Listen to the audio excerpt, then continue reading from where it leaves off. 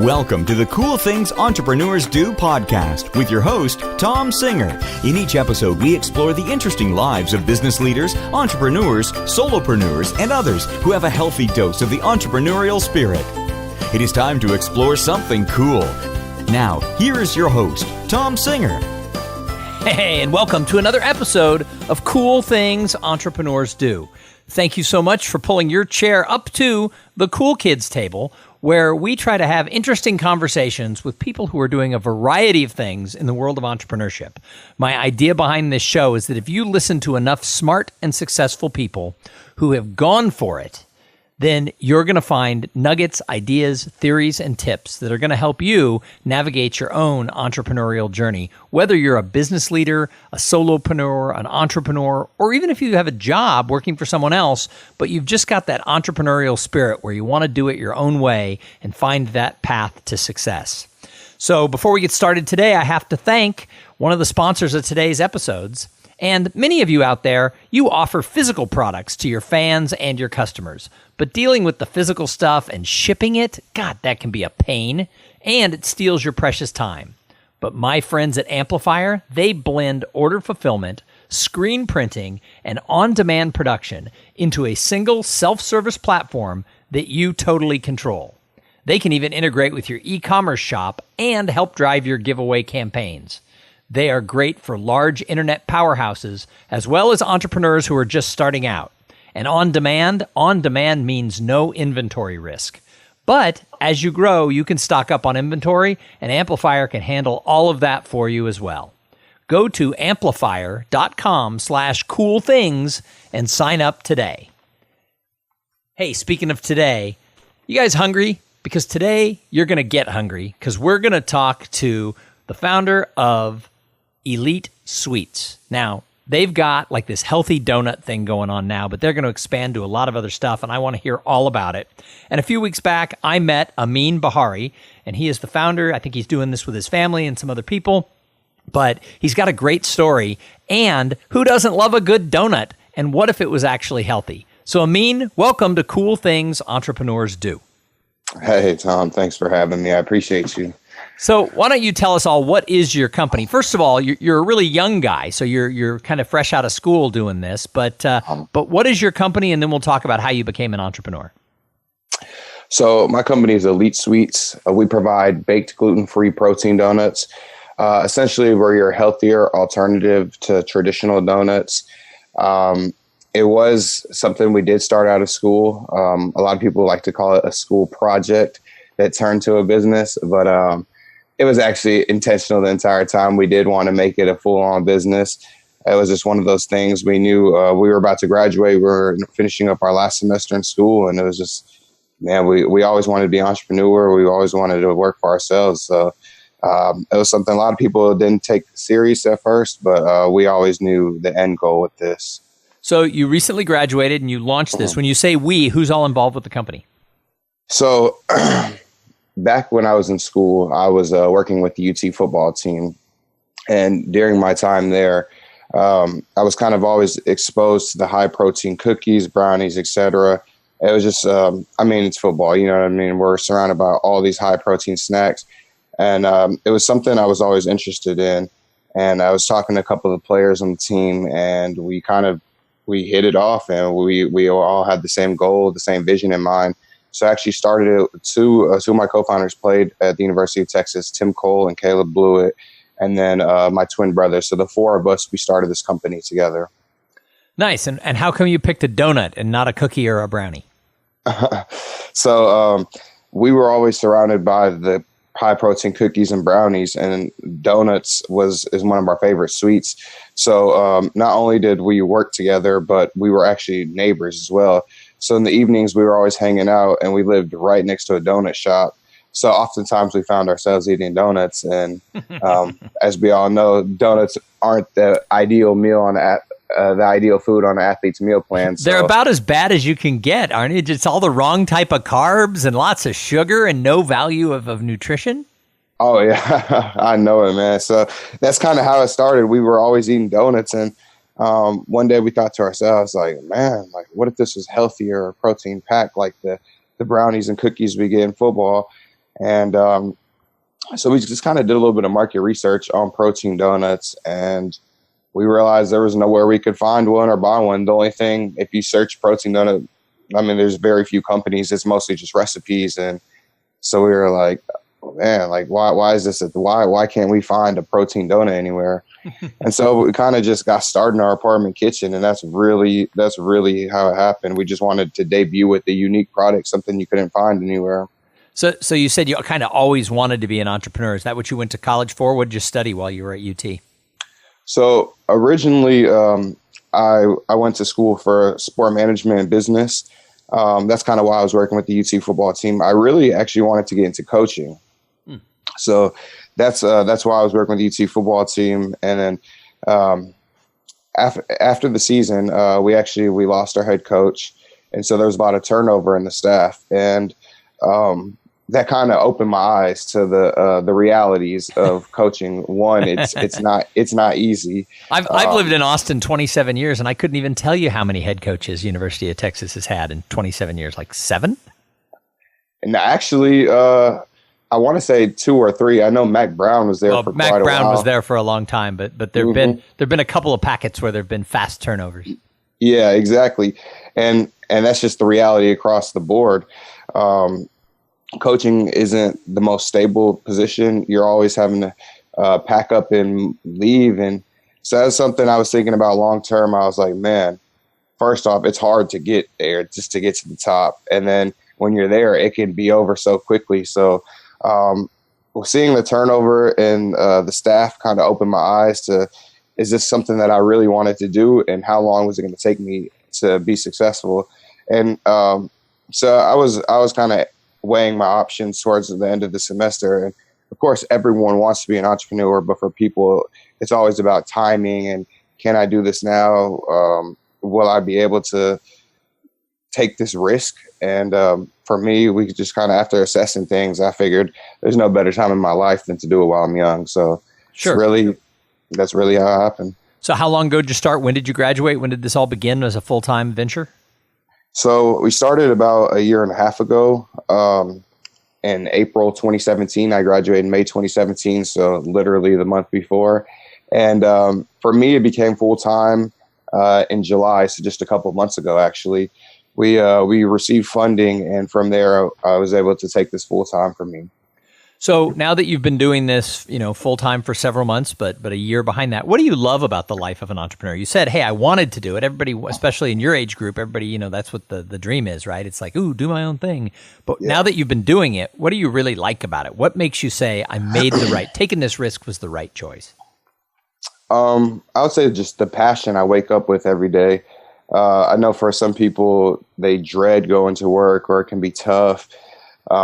But I think for me, it's just something I'm passionate about. I really enjoy. I love helping others. And it just, I mean, when you have a vision that you're proud of, there's nothing you want more than to achieve it. And I love the flexibility of the schedule. I don't have to be done at 5. I don't have to start right at 9. So I think that's the beauty of being entrepreneurs. Your schedule is very flexible, and as long as you get your jobs done, I mean. Yeah, what's the old joke? As an entrepreneur, you get to choose which 18 hours a day you want to work. Exactly. And don't think the other hours are for sleep. So you've been doing this for a while, and you said, having that passion. Do you think that to be successful as an entrepreneur, you've really got to have that passion? There's so many people I've seen, I'm a lot older than you are, who've looked around and said, oh, there's like a market opportunity. I'm going to go start that type of business, versus someone who's really passionate about what they're doing, who says, I'm going to follow my dream. Do you think that the passion gives you a leg up over somebody who just, runs a spreadsheet and says, oh, I'm going to go do that? Oh, absolutely. I just think there's a little bit more motivation behind it. Being in the health and fitness industry, I think it's awesome. I mean, a lot of people, as you know, if it's something you're committed to, it becomes a lifestyle. So a lot of people, they go about their normal routines, but when you truly enjoy it, it's a lifestyle, and it's something you don't mind waking up and doing every day. For me personally, I actually, back when I was in high school, I was at my heaviest. I at one point weighed 320 pounds. I'm now down to about 210, but so for me, it was a kind of a personal thing. The whole health and fitness venture is something I had to take very seriously, and to be able to give back and see other people change their lives, even through something as minimal as donuts. It really keeps me going and motivated every day.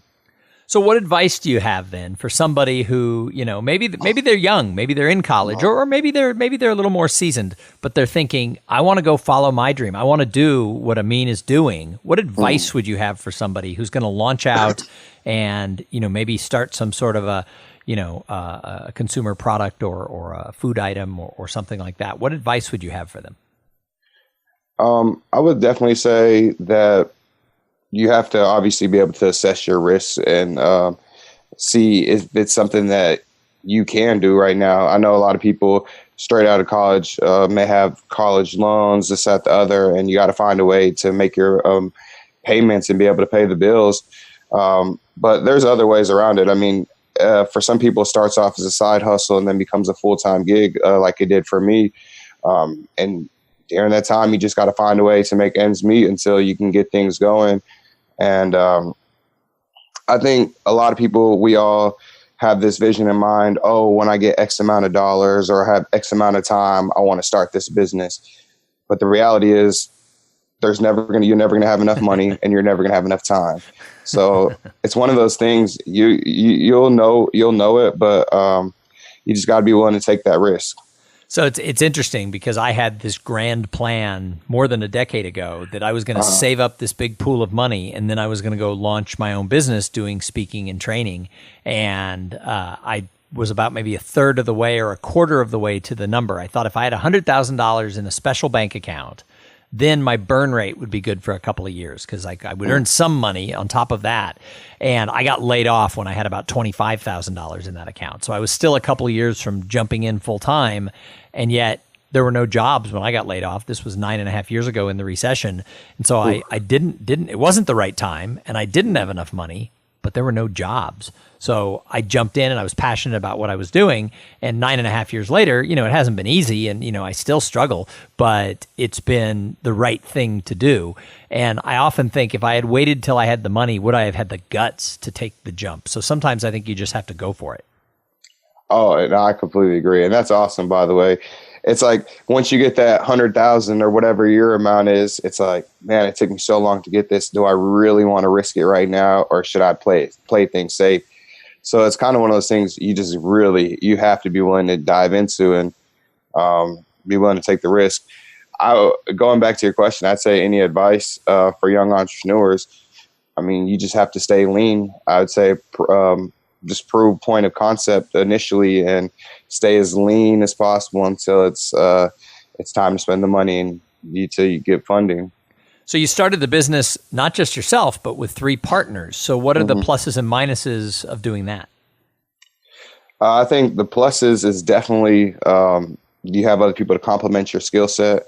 Obviously, we can't do it all. We don't know every single thing. So I think it definitely helps to have people compliment you and to do the things you can't do. And it definitely also it's awesome to have people to bounce ideas off of and to work with. Just being a team atmosphere to me is a lot better than being working individually. And some of the cons, I would say, I mean, just like you would with your brother, you're not always going to get along at every single moment. We're always going to have difference of opinions. But I think that's where the value comes in, is being able to hear other people's perspective and be able to move forward from that. So did your brother graduate at the same time that you did? So actually, he was the only one who didn't graduate. He left school early because he saw this opportunity and he knew school would always be there. So for him, he wanted to take that risk, and he left school a little bit early to start the venture. Spearheaded the venture. So what's it like working with your twin brother? I mean, you never get a break from the guy since you were in the womb. Man, you said it right. I never get a break from him.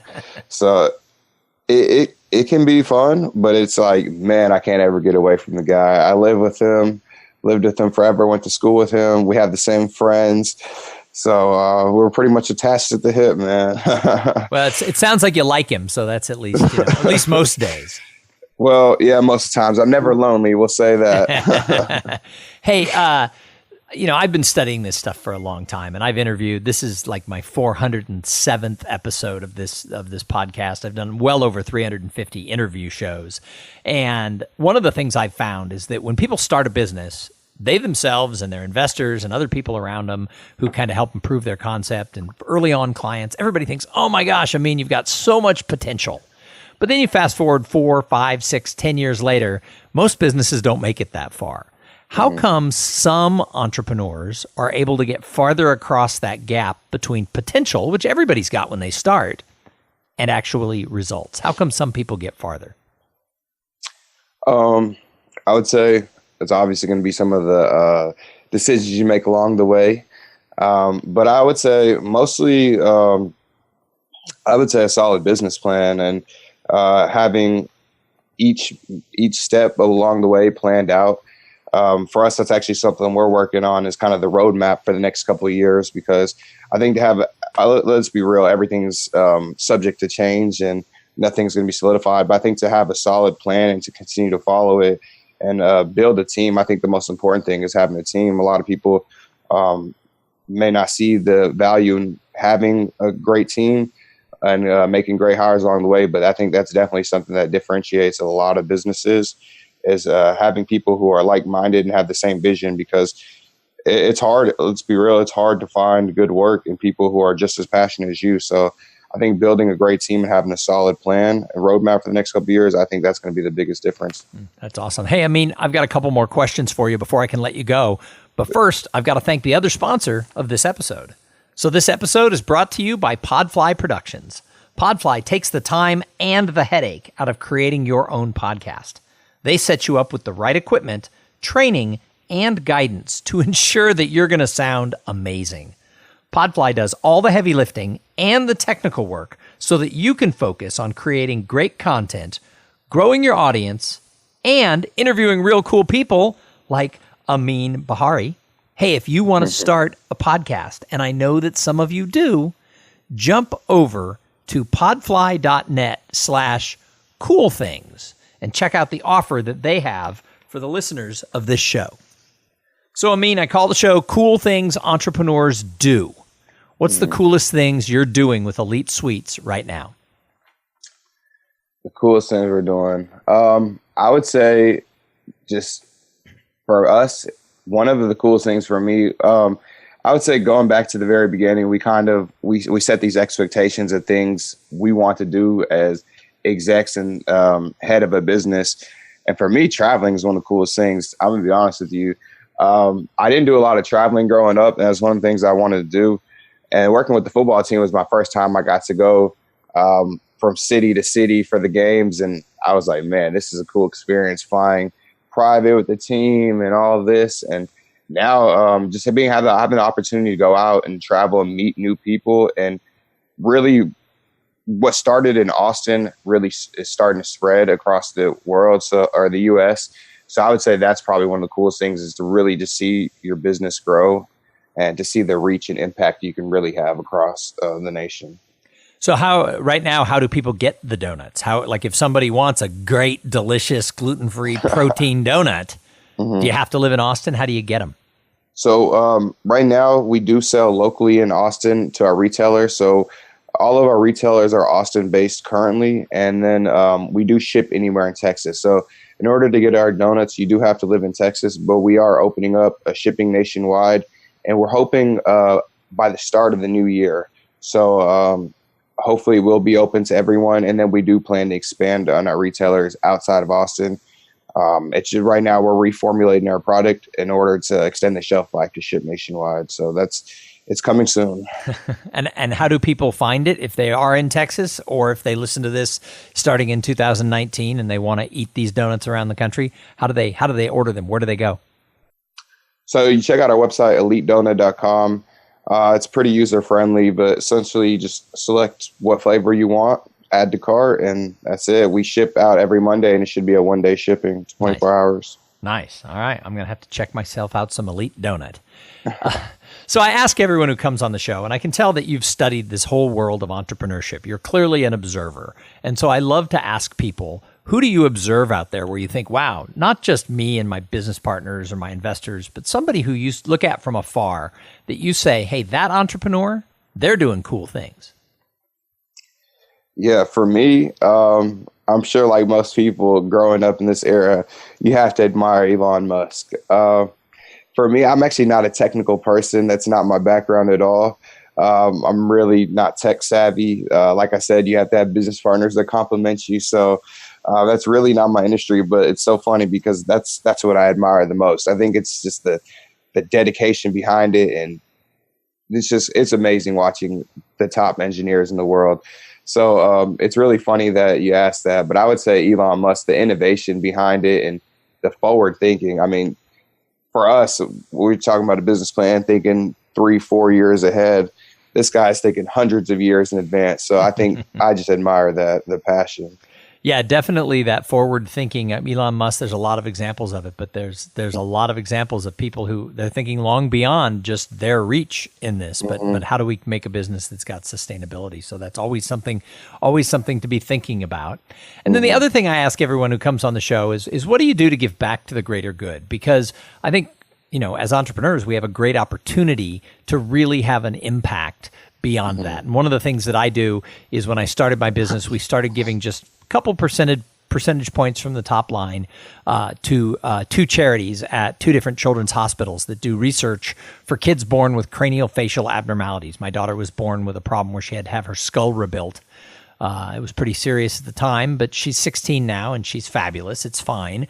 But we knew we were fortunate. We wanted to find a way to give back. So we just tied a little bit of our business to that. And in fact, you can see the whole story about that on my TEDx talk that I did. If you go to tomsinger.com/TEDx, the video talks about how we started this giving program. But because I'm so passionate about that, I love to ask other people, what is it that you do to give back? Or since you are kind of a brand new business, what do you want to do as the business grows? Yeah, well, first off, that's incredible. That I wasn't aware of. But for us, so like I mentioned previously, two of my co-founders played football at the University of Texas. We do have an extensive network of professional athlete friends, and we have built our community through what we call our elite athletes. So it makes up former collegiate athletes, professional athletes. So our plan in the future, you're all right, we are early stage startups. So we haven't begun the program yet, but we do want to host elite camps in the players' respective hometowns or cities. So the idea is to give back to the community by hosting youth football camps and health and wellness clinics. It's essentially just an opportunity to give back to the community, work with the kids, and kind of inspire them while they're young to lead the life that they want. One of our whole mottos behind this is to achieve elite.